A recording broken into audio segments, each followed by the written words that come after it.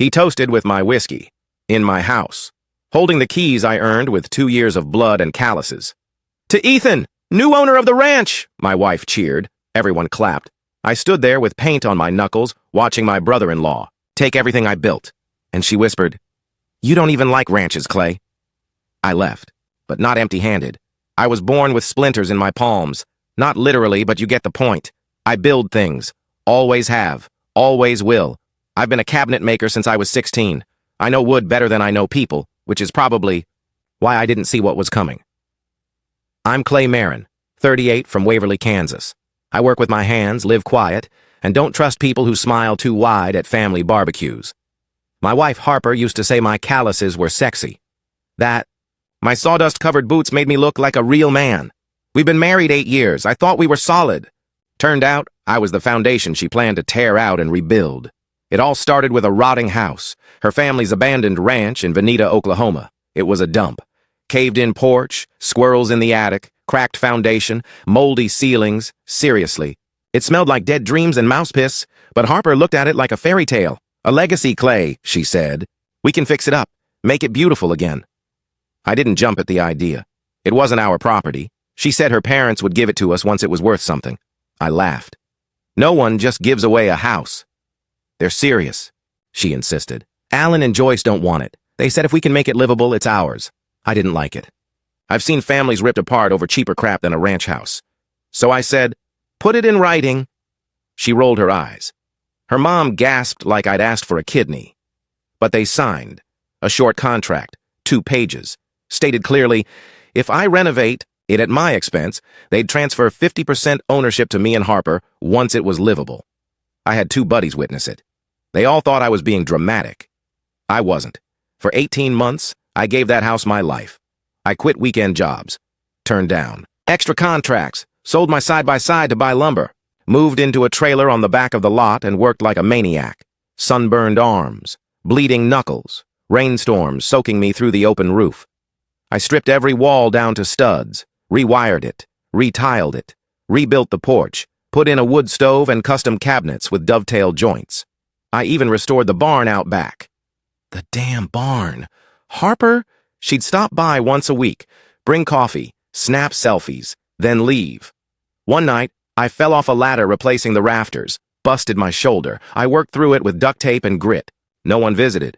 No one asked how I was. No one gave a damn. Except the ranch, and I loved that damn ranch. It was mine. I believed that until the barbecue. Harper planned it, said it would be a celebration.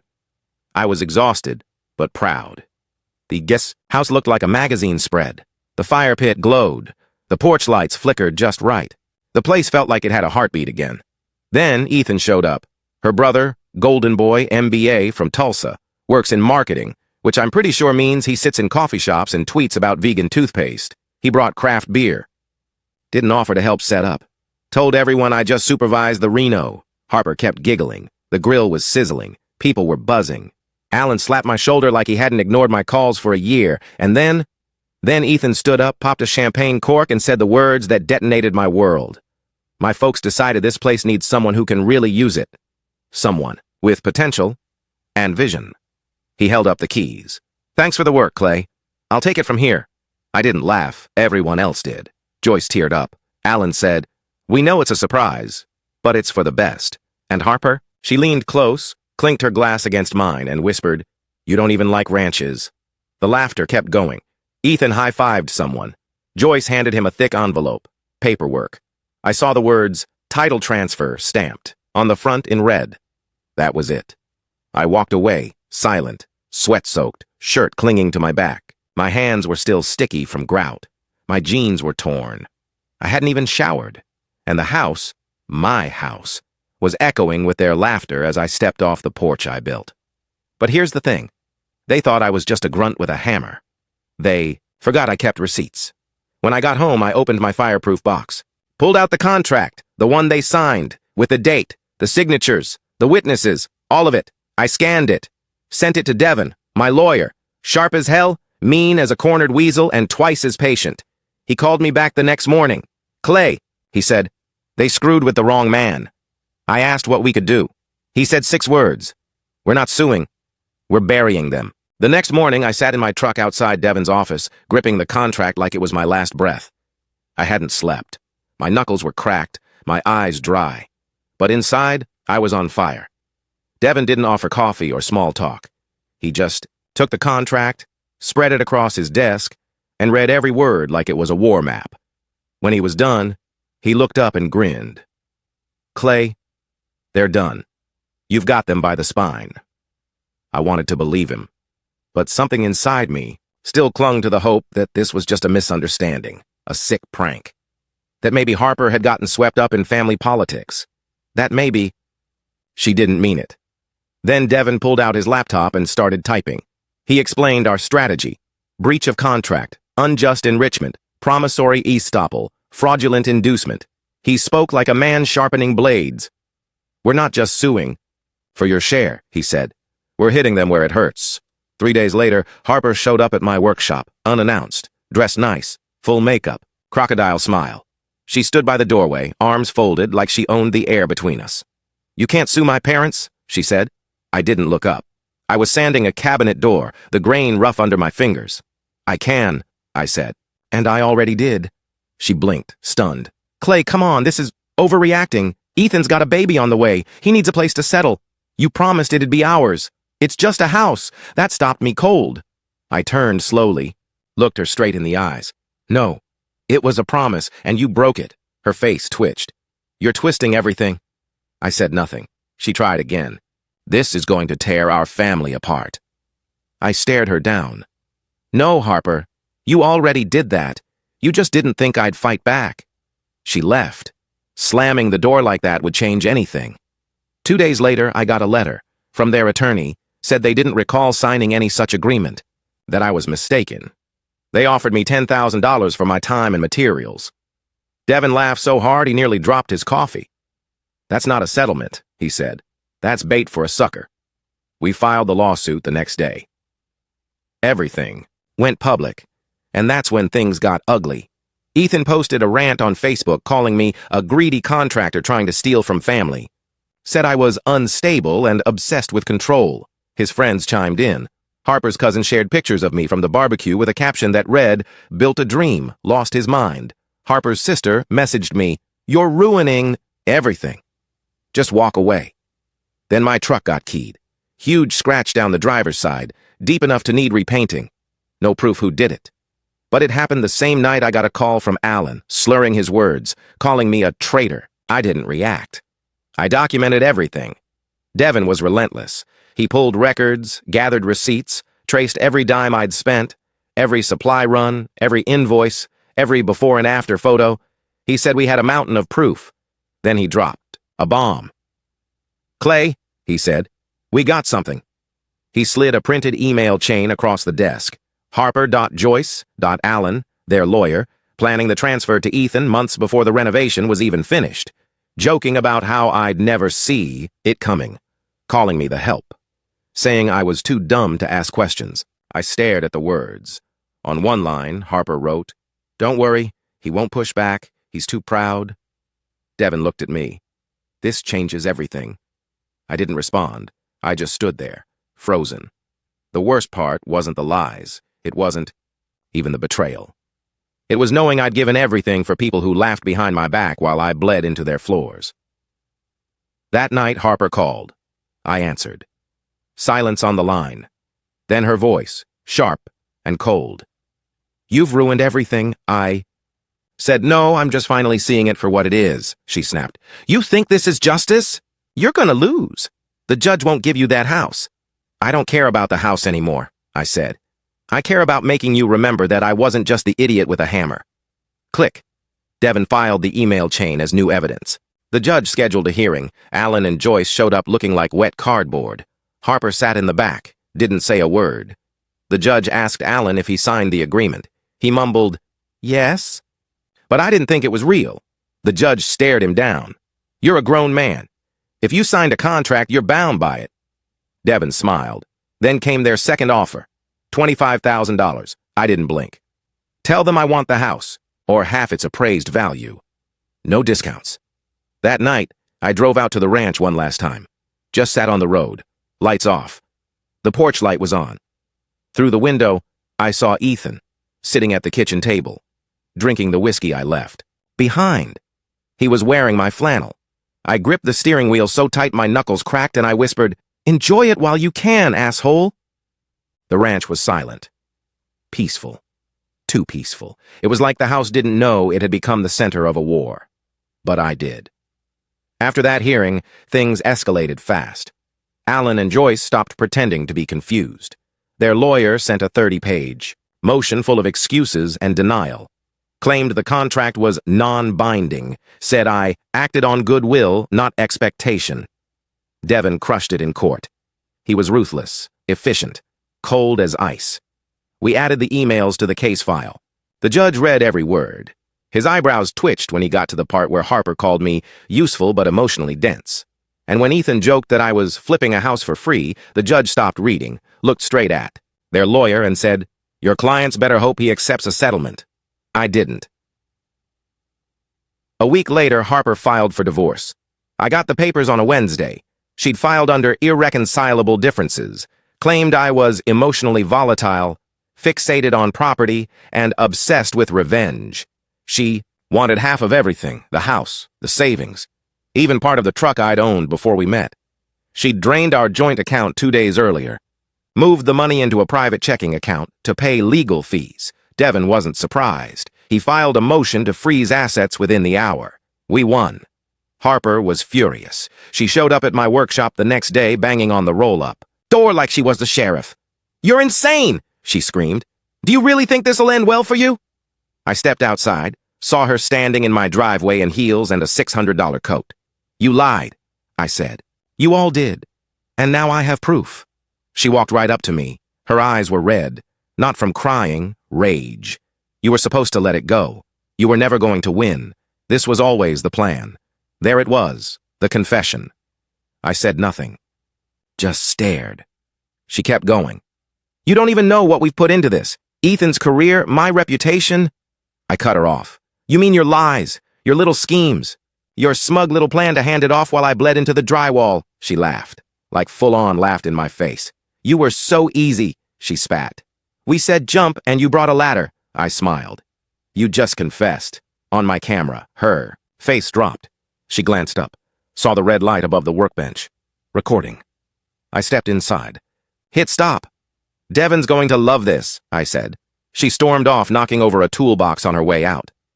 3 days later, Ethan posted a video on Instagram. He was standing on the ranch porch, holding a beer, ranting about freeloaders and men who can't handle being outplayed. It went viral. Half the comments cheered him on. The other half didn't. People started digging. Someone found a listing for the ranch from 8 months ago, before the renovation. The asking price back then, $78,000. Now, it was appraised at $245,000, all because of me. Ethan tried to delete the post, but screenshots spread. Reddit caught wind. The story hit a local news blog. Then Devin got the call. A man named Travis Holland, private investor. He'd seen the drama online and wanted to talk. He told Devin something we didn't know. 6 months before the barbecue, Alan had taken out a private loan, using the ranch as collateral. Amount? $130,000. Terms? No payments for a year. Balloon. Interest. Full repayment due soon. Devin's face when he read the paperwork, priceless. "They were trying to cash out," he said, "before you found out. Alan had used the house I rebuilt to borrow 6 figures, behind everyone's back. Not even Joyce knew. Not even Harper. And now the loan was coming due. If they defaulted, the lender would seize the house, unless we acted first. Devin filed an emergency motion. We requested a court-ordered sale to protect my contractual claim and cover the fraud. Judge approved it. The ranch was going on the market. The hearing date? 2 weeks. Harper's side? In full panic.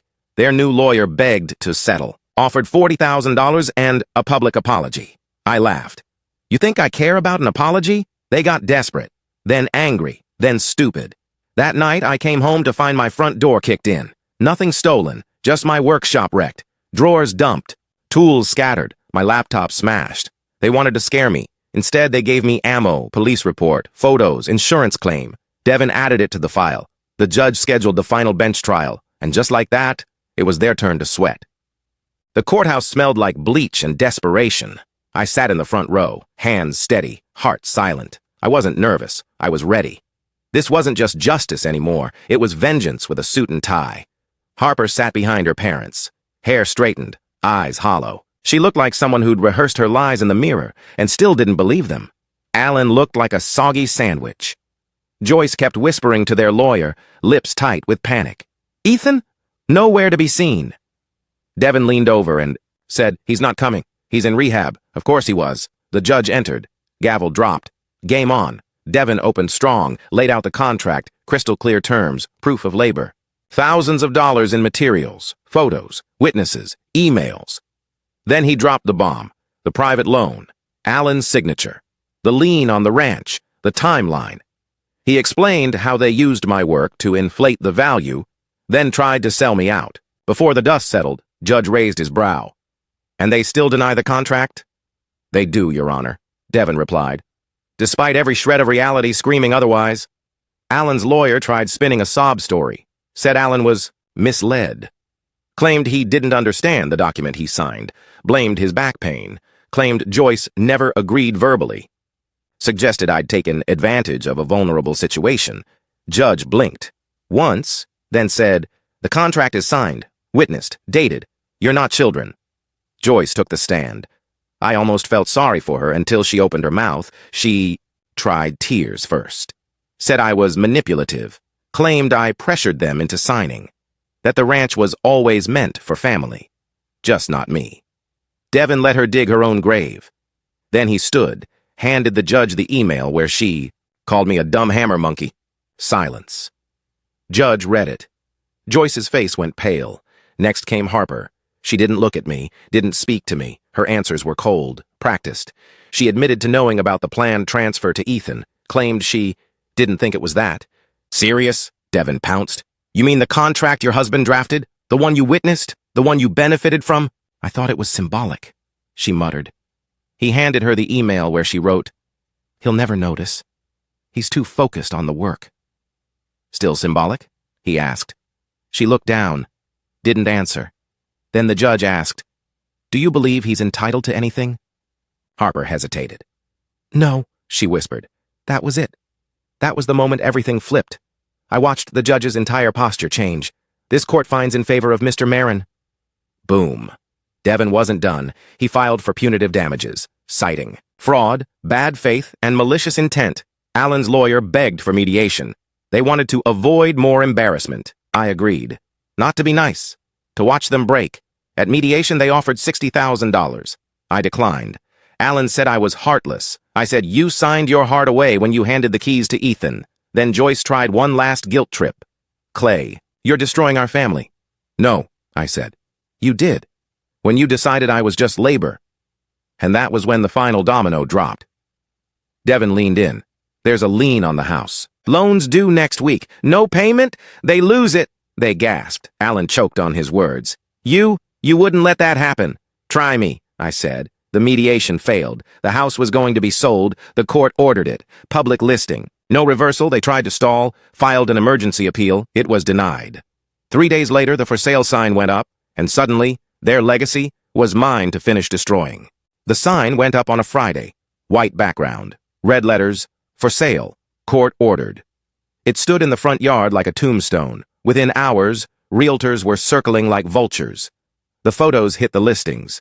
My work gleamed in every shot. The polished floors, the stone fireplace, the hand-built kitchen cabinets. The listing read, "Recently renovated, pristine condition, immediate sale required." Alan called me that night. Left a voicemail. "Clay, for God's sake. Stop this. You've made your point." "No, Alan, I hadn't." Offers poured in. 5, 10. One guy flew in from Denver just to walk the property. Devin handled everything. He was a machine. We accepted an all-cash offer for $260,000 closing date, 2 weeks. The house was no longer theirs. Not Harper's, not Alan's, not Joyce's, just a transaction. Signed, sealed, done. I never even walked through it again. I wanted the last time I saw it to be the night I built that porch railing with my own hands. Not after they'd filled it with betrayal. Then came the fallout. Alan and Joyce were forced to pay off the $130,000 loan first. The lien devoured half the sale. Then came legal fees, then back property taxes, then the court penalties.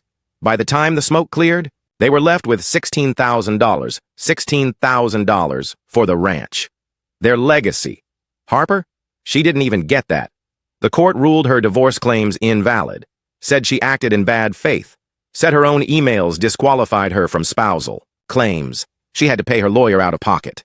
Took a job in Enid 2 hours away, moved in with a friend she couldn't stand. She wanted the dog in the divorce. We tried shared custody. For a month, then he peed on her bed 3 times and refused to eat when she had him. She gave him back. He's broken, she said. No, I replied. He just knows who he belongs to. That should have been the end, but karma had a few more. Nails to drive in, Joyce's sister, Aunt Linda, sent me a message out of nowhere. Just wanted you to know, she wrote, Harper's new job? They let her go. Someone sent them the email chain. Said it made them reconsider her role in community engagement. I never replied, just smiled. I didn't need to watch her fall. I'd already climbed back up. I used my share of the payout to buy a quiet little home outside Wichita. Nothing fancy. A workshop in the back. Fenced yard for the dog, space to breathe. Peace. I built a new workbench, planted a few trees, hung my tools like art for the first time in years. I felt like me again. Then, one afternoon, a small padded envelope showed up in my mailbox. No return address. Inside, a photo. The ranch before the renovation. Gray, broken, collapsing into itself. On the back, in black Sharpie, were 5 words. Hope it was worth it. I stared at it for a long time, then I pinned it above my workbench. A reminder, not of what I lost, but of everything they tried to steal, and failed. I built that place with blood. They thought they could hand it away with a smile. Instead, they lost their home, their money, their lives, and each other. All I did was keep my promise. 4 months after the sale, I got a text from an unknown number. Meet me. One time. You owe me that. It was Harper. I almost deleted it. But part of me wanted to see her face one last time. Without the mask, without the performance, without her parents' voices in her head. I picked the place, a dusty diner off Route 77. Noon, no crowd, no noise, just coffee and ghosts. She walked in wearing sunglasses, didn't take them off, didn't even look at me for the first 10 seconds. Finally, she sat down and said, I didn't expect it to end like this. I stirred my coffee. That's because you thought you were writing the ending, she scoffed. You got the money. You got your revenge. Why are you still angry? I stared at her. You think this was about money? She flinched. This was about trust. Time. Years I gave you while you laughed behind my back. It was about building something together, and realizing too late I was the only one holding the hammer. She opened her mouth, then shut it. I leaned forward. You know what hurts the most? Not the house, not Ethan, not even you. It's that I believed you, every single day. Every night I drove home sore and bleeding, I thought, this is for us. But there was no us. Just you. Just them. She finally looked at me, tears in the corners of her eyes. Fake? Maybe, but I didn't care anymore. I didn't mean for it to go that far, she whispered. You went further than anyone else. Could. We sat in silence. The waitress refilled my cup. Harper didn't touch hers. Then she reached into her purse, pulled out a small envelope. I found this, in a box of old stuff. From the renovation. She slid it across the table. It was a folded piece of yellow paper. One of the to-do lists I used to leave taped to the fridge at the ranch. Written in my handwriting. 1. Fix porch beams. 2. Rewire kitchen. 3. Surprise Harper with the bay window idea. I remembered that day. She'd said she always dreamed of watching storms roll across the hills through a big, wide window. So I made it happen. I unfolded the list, stared at it. That ink? Those words? That was a man who still believed. When I looked, up again she was crying. Real tears this time. I was scared, she said. That you'd get the house, and I'd be stuck. That you'd move on, and I'd be nowhere. You weren't scared, I said. You were selfish. She didn't deny it. She just nodded. Then, in a small voice, she asked, was it worth it? I stood, tossed a 20 on the table, looked her dead in the eyes, and said, every damn nail. Then, I walked out, didn't look back. The sun hit my face like a welcome. Outside, my truck was waiting. My dog was in the back seat, tail wagging like a metronome of peace. As I drove, the radio played a song we used to dance to. I turned it off, rolled down the windows. Let the wind carry away every lie I'd once lived under. A week later, I boxed up the last remnants of that chapter. Photos, tools from the ranch, the contract, even the court papers. I labeled the box, finished projects. Then I buried it. Literally. Took a shovel, dug a hole out by the pine tree in my yard, and dropped it in like a coffin. Because that's what it was. The past, rotting in its own decisions. And then, I built a fire pit right on top of it. The next evening, I sat out there with a beer in one hand, the dog at my feet, and flames crackling under the stars. I threw in the old bay window blueprint, watched it curl and blacken. I could have kept it all as trophies, but I didn't need reminders. They needed me to forget who I was. Instead, I became something else. I became the reckoning. And here it is, the finale of today's story. Did everything turn out as you imagined, or did it end unexpectedly? I'd love to hear what you think. Leave your thoughts in the comments below, and let's dive into the discussion together. If this story kept you in suspense, don't forget to give it a thumbs up. And if you haven't signed up yet, what are you waiting for? This is your chance to join an incredible community where exciting new stories unfold every day. Click the subscribe button and turn on notifications to stay up to date. Thanks for your attention and see you on your new adventures.